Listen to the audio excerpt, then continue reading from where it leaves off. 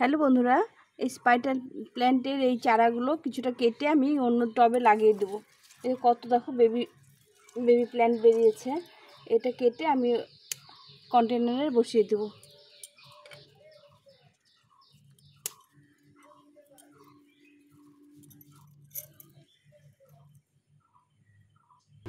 এখানে এই দুটো কন্টেনার নিয়েছি, এগুলো সাবান ছিল, সাবানগুলো শেষ হয়ে গেছে। এখানে খোলাম কুচি দিলাম, আর এখানে মাটি করেছি, জৈব সার আর মাটি দিয়ে মাটি করেছি। এই মাটিটা দিয়ে এই গাছগুলো লাগিয়ে দেব। এই গাছগুলো খুব সহজেই হয়ে যায়। এগুলো বেবি মাদার প্ল্যান্ট থেকে আমি কেটে নিলাম। খুব একটা মাটিটা চেপে চেপে দেবো না।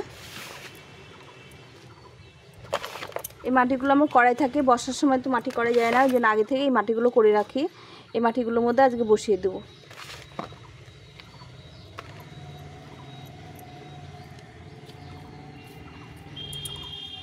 এই গাছগুলো বসিয়ে দেবো। এখন সুন্দরভাবে জল পেয়ে লেগে যাবে। এই যে ছোট ছোট শিকড় আছে, এই একসঙ্গে দুটো গাছ লাগিয়ে দেবো।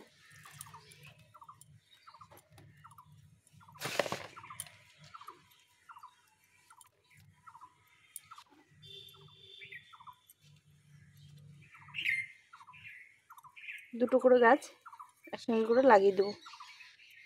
এগুলো সুন্দর গাছ হয়ে যাবে, এর মধ্যেই সুন্দরভাবে গাছগুলো হয়ে যাবে। এই গাছগুলো কোনো ঝামেলা হয় না লাগানো।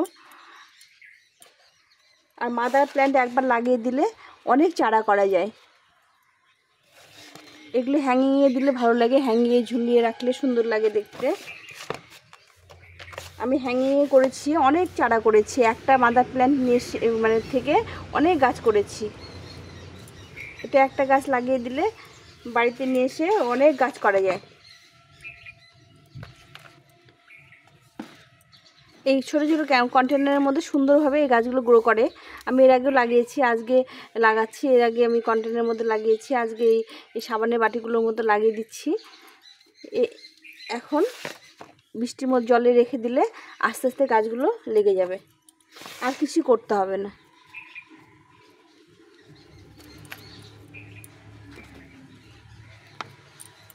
সামান্য একটু জল দিয়ে দেবো। এখন এই হাত দিয়ে সামান্য একটু জল দিয়ে দেবো। এই পাতাগুলো পরিষ্কার করে দেবো, এগুলো আস্তে আস্তে লেগে যাবে।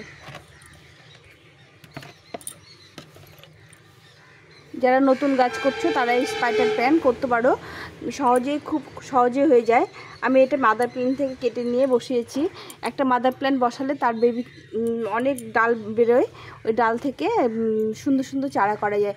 আর ওই ওগুলো দেখতে ভালো লাগে, ঝুলে ঝুলে থোকা থোকা হয়ে থাকে, খুব সুন্দর লাগে দেখতে। এইভাবে স্পাইডার প্ল্যান্ট করা যায়। দুটো কন্টেনার লাগিয়ে দিলাম। তোমাদের কেমন লাগলো অবশ্যই কমেন্ট করে জানিও। আর ভালো লাগলে লাইক শেয়ার সাবস্ক্রাইব করে পাশে থেকো। নতুন নতুন ভিডিওগুলো দেবো, তোমরা অবশ্যই কমেন্ট করো। টাটা।